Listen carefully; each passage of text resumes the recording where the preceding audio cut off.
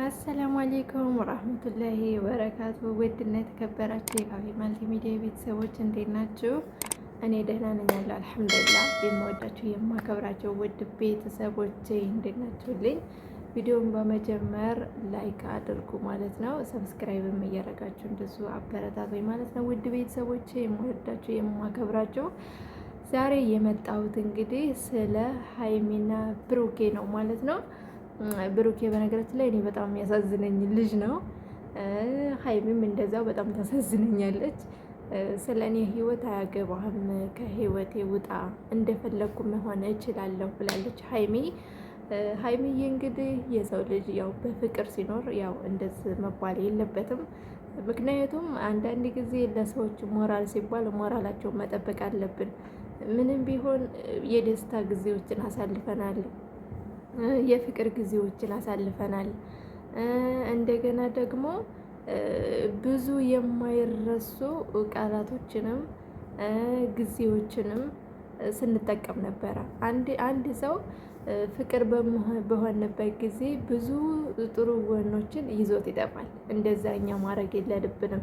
ልብ ያለን ሰዎችና ልብ ብለን ካስተዋልን ማለት ነው። አንድ ሰው ጋር ብዙ ጊዜ አብረን አሳልፈን አብረን በልተን ጠጥተን አብረን ብዙ ምስጢር አውጥተን የሆነ ትንሽዬ ሰበብ ነጥብ ነገር ስናገኝ ያንን ሰው ጥሩ ነገር ያደረገውን ነገር ይዞበት እንዲጠፋ ያደርገዋል። እኛ ሰዎች ግን ዙረን ማስተዋል ስንችል እንደዛ ማድረግ የለብንም።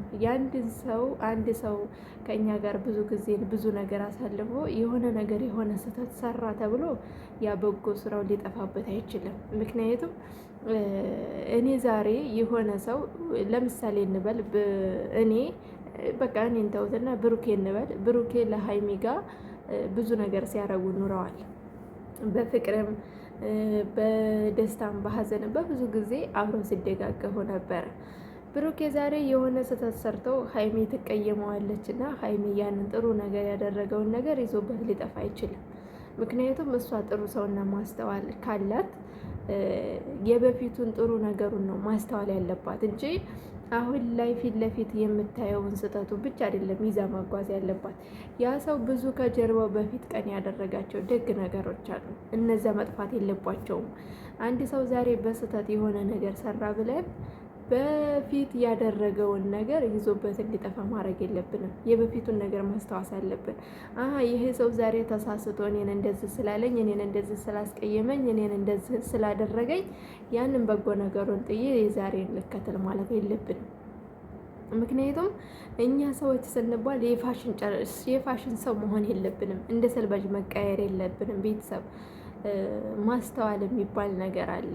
ልክ እንደ ድሮ ቤተሰቦቻችን፣ ልክ እንደ ድሮ ሰዎች መሆን አለብን እኛ ማለት ነው። የድሮ አርአያ ይዘን እንትን ማለት አለብን፣ መጓዝ አለብን። እንደ ዘመኑ ሰው ዛሬ ወደድኩሽ ነገ ጠላሁሽ የሚባለው ነገር እኛ ጋር ባይኖር ነው የምለው። ምክንያቱም እኔ እንጃ አሁን ላይ ጓደኛን በሉት ቤተሰብን በሉት ጊዜው ጅል እንደሆነ ሰውም ጅል እየሆነ ነው። እውነቴን ነው።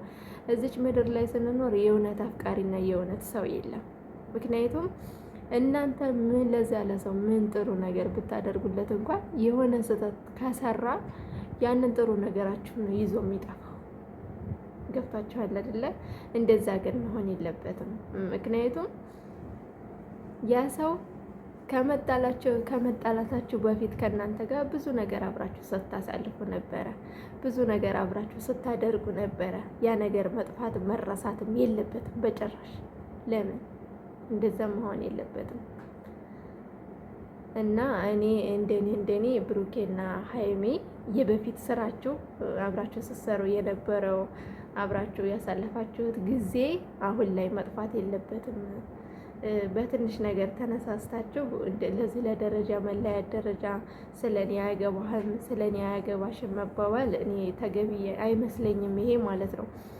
ሲቀጥል ሌላው ነገር ደግሞ ሌላኛው ጋር ደግሞ ስመጣላችሁ ፉፉና ፍቅር ፉፉና ፍቅር እንግዲህ እኔ በጣም ደስ ከሚሉኝ አንዶቹ ናቸው። እነሱም እንደነሱ ማለት ነው። እንግዲህ ፉፉዬ ወደ ልሄድ ነው ምናምን ብሎ ፍቅር የሆነችውን አይተናል። እንግዲህ ፍቅርም ደግሞ ያው አንድ ሰው በፍቅር ኑሮ ሲለይ በጣም ይከብዳል።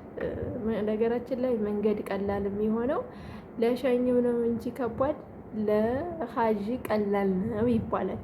እኔ ብዙ ጊዜ መኸር ስለማበዛ ብዙ ጊዜ ሀጅ ስለሆንኩኝ እኔ ስለሚሄድ ሰው እኔ ብዙም ስሜት የለኝም። ምክንያቱም እኔ ሰው ይሸኘኛል እንጂ ሰው ሸኝቼ አላውቅም እስካሁን ማለት ነው። እና የሆነ ጊዜ ይመስለኛል የሆነ ጊዜ እንደዚህ ሰው ሊሸኝ ወደ ኤሪፖርት ሄጄ ምናምን ያ ሰው ሲሄድ እኔ የመጨረሻ ከፋኝ ማለት ነው። የዛ ጊዜ ነው እኔ ከሚሄድ ሰው የሚሸኝ ሰው ነው የሚጎዳው እና በጣም ከፋኝ። ምክንያቱም እናንተ ሰውን ከምሸኙ ይልቅ ሰውን እራሳችሁ ብትሄዱ ነው የምትመርጡት እና ስሜቱ በጣም ከባድ ነው። ፉፉዬ እንግዲህ ለህድ ሲል ያው ፍቅርዬ በጣም ነው የከፋት። ብዙም ተለማምጠዋለች፣ ብዙም እንትን ብለዋለች፣ ግን ይከብዳል። ልክ ታማሚ ተቀምጦ አስታማሚ ነው የሚጎዳው እንደሚባለው ነው። ሸኝም እንደዛው ነው። ሸኝ ነው በጣም የሚጎዳው። መንገዱን እናንተ የምትሄዱት ተቀምጣችሁ የሚታመመው ሰው ግን ሌላ ነው። እውነትን ለመናገር በተለይ የምትወዱት ሰው ሲለይ በጣም ከባድ ነው ስሜቱ ማለት ነው። እኔ እንጃ እንዴት ብዬ እንደምነግራችሁ አላውቅም። ብቻ ሁላችሁም ሰው ሸኝታችሁ ታውቃላችሁ ብዬ አስባለሁ። ማንም ሰው እዚች ምድር ላይ ሁሉም ሰው ሀጅ ቢሆንም ግን እንደሚሸኝ ሰው የሚበዛ የለም ብዬ አስባለሁ። በተለይ ደግሞ እንደዚህ አብራችሁ ብዙ ነገር ማሳለፍ ለምዳችሁ፣ አብራችሁ መጫወት ለምዳችሁ፣ አብራችሁ ብዙ ነገር ማድረግ ለምዳችሁ ከቤተሰብ ተለይታችሁ የምትወዱትን ሰው መርጣችሁ መጥታችሁ ያ ሰው ደግሞ እናንተን ሊሄድ ሲል በጣም ነው የሚከብደው እውነቱን ለመናገር ማለት ነው። እና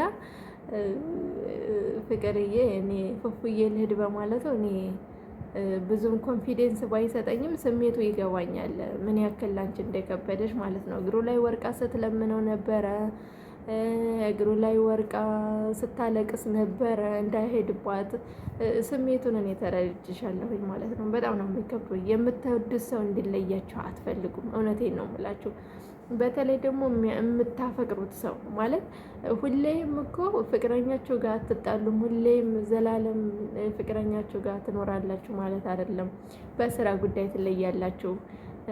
ቤተሰብ ጋር የሆነ ነገር ተፈጥሮ ወደ ቤተሰብ መሄድ ይመጣል። ብቻ የተለያየ ነገር አለ፣ መለየት አለና ያው ለ3 ቀንም ለ1 ቀን ቢሆን ሰው ግን ሰው ከተዋደደ መለየት በጣም ነው የሚከብደው። ለምን ለግማሽ ሰዓት አትሆን? በጣም ይከብዳል። ሰው ከቤቱ ወጥቶ እስከሚመለስ ድረስ በጣም ነው የሚከብደው። እና ፍቅርዬ እኔ ተረድቼሻለሁኝ እውነቱን ለመናገር። ፉፉዬም ደግሞ ያው እንግዲህ ትመለሳለህ ብዬ አስባለሁ።